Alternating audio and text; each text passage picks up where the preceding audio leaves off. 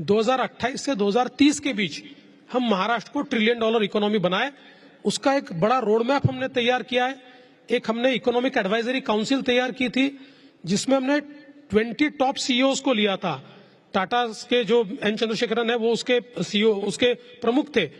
एक road map हमने तैयार किया है जिसमें कौन से क्षेत्र में निवेश होना चाहिए, कितना निवेश होना चाहिए, इंफ्रास्ट्रक्चर कैसा तैयार किया जाना चाहिए, डिजिटल इकोनॉमी कैसी तैयार करनी चाहिए, इसका सारा रोड मैप तैयार करके हम लोग आगे बढ़ रहे हैं।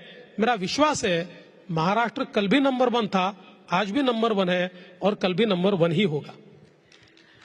फडणवीस जी, नंबर 1 से आपने करके दिखाया है, तो आजकल आप नंबर 1 कहेंगे तो लोगों को विश्वास होगा। लेकिन लाडकी बहन जैसी स्कीम जो है, प्रधानमंत्री का एक विजन है कि फ्रीबीज नहीं होना चाहिए, लेकिन ये लाडकी बहन स्कीम जैसी स्कीम्स अगर आप लाएंगे तो क्या ये महाराष्ट्र के डेट पर इम्पैक्ट नहीं करेगा, आपके इकोनॉमिक इंफ्रास्ट्रक्चर पर इम्पैक्ट नहीं करेगा? ये एक बड़ी डिबेट है, इस पर आपका क्या पोजीशन है? देखिए, ये निश्चित रूप से एक बहुत बड़ी डिबेट है, लेकिन प्रधानमंत्री जी का एक विजन और है, और वो है विमेन सेंट्रिक इकोनॉमिक पॉलिसीज। और मैं ऐसा मानता हूं कि सोशल सेक्टर में आप जब इन्वेस्ट करते हो और उसमें भी विमेन सेंट्रिक पॉलिसीज पर जब आप इन्वेस्ट करते हो तो आपका जो सोशल रिटर्न है वो थोड़ा तेजी से आता है। और हम लोगों ने यही प्रयास किया। ये जरूर है कि जिस समय हम सोशल सेक्टर का स्पेंडिंग बढ़ाते हैं तो उसका एक कैपिटल इन्वेस्टमेंट पर उसका एक बोझ आता है, लेकिन महाराष्ट्र में हमने ये प्रयास किया है कि हम लोग कैपिटल इन्वेस्टमेंट के लिए अलग अलग इंस्ट्रूमेंट्स तैयार कर रहे हैं। आपने पिछले समय भी देखा कि जब मैं मुख्यमंत्री था तो 2019 में एक डॉइच बैंक की रिपोर्ट प्रकाशित हुई थी, और उस रिपोर्ट में उन्होंने कहा था कि out of all big ticket infrastructure projects Maharashtra accounts for 49% project, यानी देश के सारे प्रोजेक्ट्स का 49% सारे बड़े प्रोजेक्ट्स महाराष्ट्र में हो रहे थे। उसी पेस को हमने वापस लाया है, हम ला रहे हैं। तो आज मैं ऐसा मानता हूं कि इंफ्रास्ट्रक्चर पे या कैपिटल स्पेंडिंग पे आप इतने दुनिया में आपके पास इंस्ट्रूमेंट्स है कि जिसके भरोसे आप उसको कर सकते हैं, और हमारा रेवेन्यू स्पेंडिंग जो है उसको सोशल सेक्टर पर डालने का प्रयास हम कर रहे हैं। ये बात आपकी सही है कि इसका थोड़ा बजट पर प्रेशर आएगा, पर ये मनी वेस्ट नहीं जाता है, क्योंकि जब आप विमेन सेंट्रिक पॉलिसीज पर पैसा खर्च करते हो तो मुझे ऐसा लगता है कि उसके जो सोशल रिटर्न्स है वो ज्यादा तेजी से आते हैं। देवेंद्र फडणवीस जी, आप बहुत डिसिप्लिन्ड सोल्जर हैं अपनी पार्टी के, ये आपने प्रूव किया है। अब आप 3rd टाइम चीफ मिनिस्टर हैं, पर एक दौर आया था जब आपने चीफ मिनिस्टर होने के बावजूद डेप्यूटी चीफ मिनिस्टर का पोजीशन लिया था। आपको लगता है कहीं ना कहीं अंदर एक महाभारत चलती है दिमाग में, क्योंकि लोग आगे बढ़ना जानते हैं, चाहते हैं, थोड़ा सा पीछे होना किसी को अच्छा नहीं लगता पर्सनल तौर में। आपने कैसे समझौता किया इस डिसीजन? नहीं, मुझे ऐसा लगता है कि जिस समय मेरी पार्टी ने मुझे कहा कि हम सबसे बड़ी पार्टी है, ये नई सरकार बन रही है, हमारी पार्टी के नेता आप हो, अगर बड़ी पार्टी का नेता सरकार में नहीं होगा तो सरकार भी ठीक से नहीं चलेगी और पार्टी भी ठीक से नहीं चलेगी। और जो उन्होंने कहा मैंने उसको माना। आज जब मैं पीछे मुड़कर देखता हूं तो मुझे लगता है कि that was a correct decision.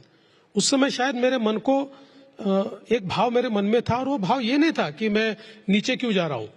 मेरे मन में, क्योंकि मैं चीफ मिनिस्टर बना, मेरी पार्टी ने बना इसलिए बना, तो मैं बड़ा तो कोई अपने खुद के भरोसे तो बना नहीं, तो इसलिए वो भाव नहीं था। मेरे मन में भाव इतना ही था कि लोग क्या कहेंगे कि ये पद के लिए कितना लालची आदमी है कि कल तक चीफ मिनिस्टर था, आज कूदकर डिप्टी चीफ मिनिस्टर बन गया।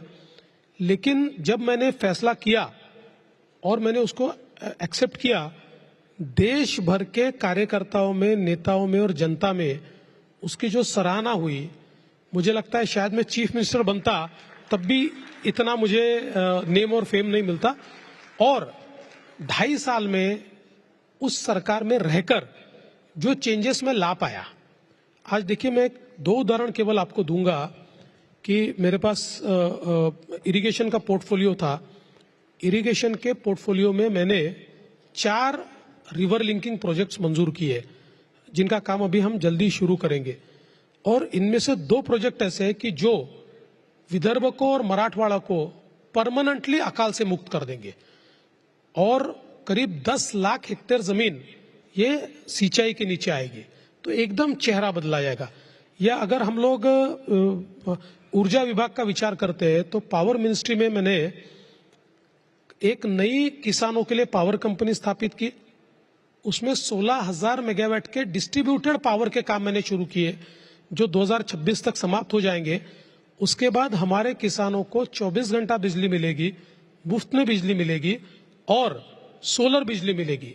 और इतने प्रोजेक्ट हमने पिछले 2.5 साल में किए कि आज हमारा जो पावर मिक्स है उसमें 16% power comes from renewable and 84% जो है वो हमारी पारंपरिक ऊर्जा है। 2030 में 52% पावर हमारी रिन्यूएबल से आएगी और 48% केवल पारंपरिक ऊर्जा रहेगी। तो ये जो सारा ट्रांसफॉर्मेशन मैं कर पाया, इस सरकार में था इसीलिए कर पाया। तो मुझे लगता है कि ये निर्णय जो मेरी पार्टी ने लिया वो बहुत सही निर्णय था, ऐसा मेरा मानना है।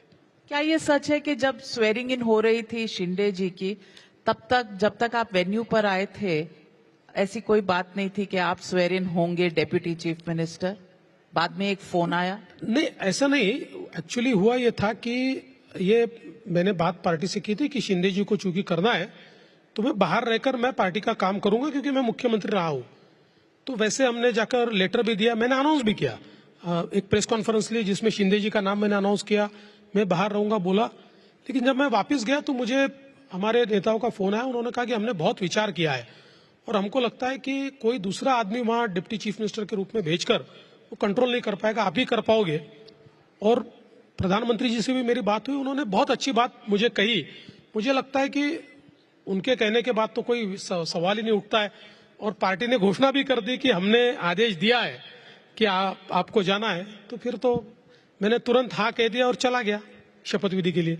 इस बार भी मुख्यमंत्री अनाउंस करने से पहले एक पीरियड ऑफ साइलेंस था, जिस वक्त मीटिंग्स ही मीटिंग्स हो रही थी और कोई अनाउंसमेंट नहीं हो रही थी। कभी भी कोई शक, कोई शुभा था आपके मन में? नहीं था, नहीं कोई था? शक नहीं था, कोई शुभा नहीं था। और पहले से कह दिया था आपको? नहीं, कहा नहीं था। पार्टी की प्रोसेस होती है, वो प्रोसेस में, लेकिन अब इतने सालों से पार्टी में काम करता हूं तो पार्टी को समझता हूं अंदर से, तो पार्टी क्या निर्णय ले सकती है ये भी पता होता है।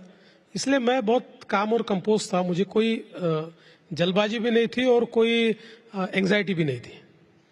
मॉडल कार्यकर्ता, मॉडल चीफ मिनिस्टर, एक पिक्चर्स बहुत वायरल हो रही हैं आपकी आजकल, आपके मॉडलिंग के करियर की शुरुआत जहां से हुई थी। ये मॉडलिंग के करियर से कहीं मॉडल चीफ मिनिस्टर तक का सफर कैसा रहा? नहीं, मैंने करियर वगैरह नहीं, लेकिन मजाक मजाक में कर दिया था। मॉडलिंग मेरा दोस्त है, बहुत अच्छा फोटोग्राफर भी है और मॉडलिंग का काम सारा वो करता है। तो उस समय मैं एक्चुअली एमएलए था, एक चुनाव हमारा हो गया था और काउंटिंग को उस समय टाइम लगता था, तो बैठा था उसके यहाँ, तो उसने कहा यार तेरे कुछ फोटो निकालने हैं। मुझे बताया नहीं उसने कि वो पोर्टफोलियो तैयार कर रहा है, और फोटो वोटो निकाले, कपड़े वपड़े अलग अलग प्रकार के पहना के इतने फोटो निकाले। मैंने भी टाइम था तो निकाल लिए। और फिर 3-4 दिन बाद उसने कहा कि अब मैं तेरा ये सारा मॉडलिंग के लिए यूज करने वाला हूँ, मैंने ट्रिक किया है तेरे को, मैंने बताया नहीं, एक ब्रांड के लिए मैंने सारा किया है। और उसके बाद फिर हो गई वो मॉडलिंग। लेकिन उसमें मजे की बात ये हुई, चूंकि एक एमएलए मॉडलिंग कर रहा था तो नेशनल न्यूज बन गई। तो नेशनल न्यूज बन गई तो अटल जी ने देख ली। तो उस समय अप्पा घटाटे हुआ करते थे, अटल जी के मित्र थे, तो उन्होंने अप्पा घटाटे को कहा रे इसको बुलाओ, तुम्हारा नागपुर वाला है। तो अप्पा घटाटे ने मुझे बुलाया, तो मैं बड़ा डरते हुए गया। मैंने कहा अटल जी क्या कहेंगे, क्योंकि जमाना तो ऐसा नहीं था। मैंने कहा अटल जी शायद डांटेंगे कि तुम ये क्या मूर्खता कर रहे हो। मैं गया तो ऐसे जोर से मेरे पीठ पर मारा और बोले आओ मॉडल एमएलए, और बैठा के मिठाई विठाई अटल जी ने खिलाई, बहुत प्यार दिया। तो ये एक वाकयात था, बाकी मॉडलिंग वगैरह कुछ ज्यादा नहीं की मैंने।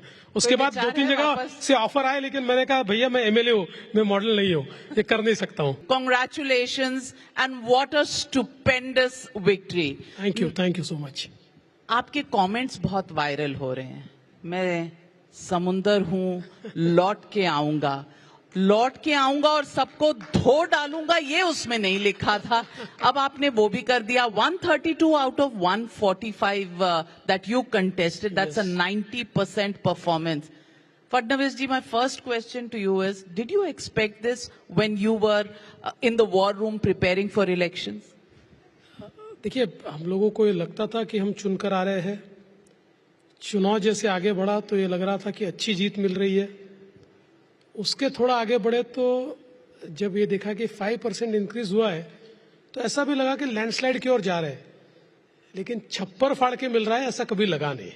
ये मैं बिल्कुल एग्री करता हूं कि मैं अगर ये कहूंगा कि मुझे पता था 132 मिलेंगे तो बहुत बड़ी बात हो जाएगी। ऐसा नहीं लग रहा था, हमारे एक्सपेक्टेशन से ज्यादा मिला। तो ये छप्पर फाड़ के लोगों ने जो आपको ये नंबर दिए, इसका कारण क्या है? What are the factors that you attribute this victory to? देखिए, दो चीजें इसमें बहुत महत्वपूर्ण है कि लगातार हम लोगों ने महाराष्ट्र में अच्छा प्रदर्शन किया ही था, लेकिन समहाउ लोकसभा में हमारा प्रदर्शन ठीक नहीं रहा। तो हम लोगों ने पहले ये लोकसभा का एनालिसिस किया तो हमारे ध्यान में आया कि लोकसभा में हमारे हारने का कारण ये 3 पार्टियां नहीं थी। हमारे हारने का कारण एक चौथी पार्टी थी और that fourth party was fake narrative, जिसको हम जिस प्रकार से उसका मुकाबला करना चाहिए नहीं कर पाए। तो हमने उसके ऊपर वर्क किया। जो फेक नैरेटिव लोकसभा में तैयार हुआ था उसको हमने समाप्त किया। हमने कोई अच्छी स्कीम्स हमारी लाई, लेकिन मैं ऐसा मानता हूं कि एक पॉजिटिविटी तो हमने तैयार की, पर at the background of Lok Sabha election Modi ji ने जो नारा दिया, एक है तो सेफ है, मैं ऐसा मानता हूं इस नारे ने महाराष्ट्र में जादू किया है। क्योंकि लोगों ने ये महसूस किया कि जिस प्रकार से लोकसभा में एक अलग प्रकार का ट्रेंड तैयार किया गया है जो देश के लिए ठीक नहीं है, इस ट्रेंड को तोड़ना पड़ेगा, ये डिविजिव पॉलिटिक्स को खत्म करना पड़ेगा। और लोगों ने रिस्पॉन्ड किया, एक है तो सेफ है पर लोगों ने प्रचंड मतदान किया और इसलिए हमको इस प्रकार से ये जीत मिली है। देवेंद्र फडणवीस जी, जीत के बारे में बहुत कुछ कहा गया, बहुत कुछ लिखा गया, लेकिन मैं थोड़ा सा उससे पीछे जाती हूं। जब लोकसभा चुनाव के नतीजे आए थे और जब महाराष्ट्र का परफॉर्मेंस उस तरह से नहीं रहा जिस तरह से एक्सपेक्टेड था, तो कभी जैसे ग्रुप में टीम के साथ जब भी कोई लीडर बैठता है तो थोड़ी बहुत डांट भी पड़ती है कि ये ठीक नहीं हुआ, वो ठीक नहीं हुआ। पहले तो ये बताइए, ऐसी कोई सीटिंग हुई जिसमें आकलन किया गया और कुछ डांट पड़ी कि भाई क्या गलत हुआ? देखिए, आकलन तो हमारे स्तर पर हमने किया, आकलन ऊपर के स्तर पर नहीं हुआ। तो हम ही हमको डांट सकते थे, तो हमने अपने आप को डांट लिया, क्योंकि हमारे ध्यान में आया कि शायद महाराष्ट्र में हम लोग ओवर कॉन्फिडेंट थे। तो जब हमको ये ध्यान में आ रहा था कि एक फेक नैरेटिव तैयार हो रहा है, उस फेक नैरेटिव को रोकने के लिए जो व्यवस्थाएं खड़ी करनी थी हमने नहीं की, बिकॉज ये ओवर कॉन्फिडेंस के कारण वी ऑलवेज थॉट कि ये तो होता ही है, इससे क्या फर्क पड़ने वाला, अपने को तो लोग वोट देने ही वाले हैं। तो ये जब वोट खिसका तो हमारे ध्यान में है कि अपनी गलती है, हम लोगों ने जो करना चाहिए तो नहीं किया है, हम लोगों ने इसको नहीं रोका है। तो इसीलिए उसके बाद हम 8 दिन तक दुखी रहे और 90वें दिन हमने काम शुरू कर दिया। That's a big admission कि गलती हमेशा हमारी समटाइम्स खुद की होती है जब गोल्स अचीव नहीं होते हैं। मैं आपसे ये भी पूछना चाहती हूँ कि नैरेटिव को लड़ना कैसे आपने प्लान किया, क्या स्ट्रैटेजी रही, how did you fight that narrative? देखिए, पहली बात तो ये ध्यान में आया कि जो नैरेटिव तैयार हुआ वो नैरेटिव कोई पार्टी ने तैयार नहीं किया था।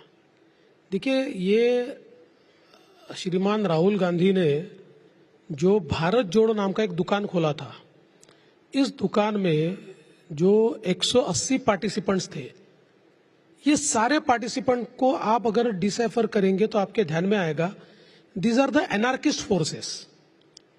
देखिए, एक संगठन होती है, अपना विचार रखती है, एक संगठन होती है जो एनार्की फैलाती है, भारत का संविधान ठीक नहीं, फिर भारत का इलेक्शन कमीशन ठीक नहीं, आरबीआई ठीक नहीं, फिर भारत का कोर्ट ठीक नहीं, फिर भारत का सीएजी ठीक नहीं, ऐसे धीरे धीरे लोगों के मन में एक एनार्की तैयार करना। तो ये सारे एनार्किस्ट फोर्सेस थे और इन एनार्किस्ट फोर्सेस ने ये नैरेटिव तैयार किया लोगों के मन में कि देखिए ये भारत का लोकतंत्र समाप्त करने वाले हैं, भारत का आरक्षण समाप्त करने वाले हैं, और ये नैरेटिव चल गया। तो हमारे ध्यान में आया कि इस प्रकार का नैरेटिव तैयार करने का और उसका मुकाबला करने की दोनों की ताकत ये न पार्टियों में है, न कांग्रेस में, न हम में। और इसलिए फिर हमने जो राष्ट्रीय ताकतें थी उन सबको ये एक प्रकार से हमने उनको आह्वान किया कि देखिए एनार्किस्ट ताकतों के खिलाफ नेशनलिस्ट फोर्सेस को उतरना पड़ेगा और इसका मुकाबला करना पड़ेगा, आपको जवाब देना पड़ेगा। और जो नेशनलिस्ट फोर्सेस कभी चुनाव में नहीं आते हैं, हमने उनको भी ये कहा कि ये चुनाव की बात छोड़ दीजिए, चुनाव हारना जितना बड़ी बात नहीं होती है, लेकिन देश में अगर कोई एनार्की तैयार करने की कोशिश कर रहा है और नेशनलिस्ट फोर्सेस अगर चुप बैठेंगे तो ये देश नहीं रहेगा, इसका संविधान नहीं रहेगा, इसकी डेमोक्रेसी समाप्त हो जाएगी। और सारे के सारे नेशनलिस्ट फोर्सेस उतरे और उन्होंने एक प्रकार से इस नैरेटिव को तहस नहस कर दिया और नेशनलिस्ट नैरेटिव वापस सेंटर स्टेज पर आया, जिसके कारण हम लोग चुनकर आए। राहुल गांधी तो कहते हैं वो मोहब्बत की दुकान चलाते हैं, आपने भारत जोड़ो को ही दुकान कह दिया, आपने ये क्या सोचकर कहा? देखिए उनकी दुकान उनके संविधान की तरह है। जो लाल रंग का संविधान वो लेकर घूमते हैं, उस संविधान के अंदर पन्ने ही नहीं है, वो तो डायरी है, उसमें कुछ लिखा ही नहीं है। ये तो ध्यान में आ गया, उन्होंने संविधान बचाओ रैली रखी और गलती से संविधान भूल गए और मीडिया के हाथ में आ गया, तो अंदर तो कोरे पन्ने थे, आपने भी दिखाया। तो इसलिए जितना उनका संविधान कोरा है उतनी उनकी मोहब्बत की दुकान भी खाली है, उसमें कुछ नहीं है उनकी मोहब्बत की दुकान में। मैं ऐसा मानता हूं कि अनफॉर्चुनेटली, मैं राहुल गांधी को दोष नहीं देना चाहता, बट एनार्किस्ट फोर्सेस के केंद्र बिंदु आज राहुल गांधी बने। इस देश के अंदर संविधान ने जो जो संस्थाएं तैयार की है उन संस्थाओं से लोगों का विश्वास उठ जाए, इस प्रकार की जो ताकतें काम कर रही है उन ताकतों के सरगना आज राहुल गांधी है, ये बड़े दुख के साथ कहना पड़ता है। कौन सी ताकतें हैं ये? Name them. नहीं, ये कई ताकतें हैं, ये देखिए अलग अलग प्रकार की ताकतें, अल्ट्रा लेफ्टिस्ट ताकतें हैं, ये अर्बन फ्रंटल ऑर्गेनाइजेशंस है, ये सारी ताकतें मिलकर, और मैं तो ये कहता हूं कि ये ताकतें केवल देश तक सीमित नहीं है। ये मेरा सीधा मानना है कि दुनिया में जिस प्रकार से भारत तरक्की कर रहा है, आपको मुझे खुशी है, दुनिया को थोड़ी खुशी है। दुनिया के कई देशों को लगता है कि भारत इसी तेजी से आगे बढ़ता रहा तो बहुत आगे चला जाएगा। इसलिए ऐसे कई देश भारत में एक प्रकार से जो एक डिस्टेबिलिटी तैयार करने की कोशिश करते हैं या एक एनार्किस्ट इस प्रकार का वातावरण तैयार करने की कोशिश करते हैं, ऐसी कोशिशों के भी सरगना धीरे धीरे राहुल गांधी बन रहे हैं, ये मैं कहना चाहता हूं।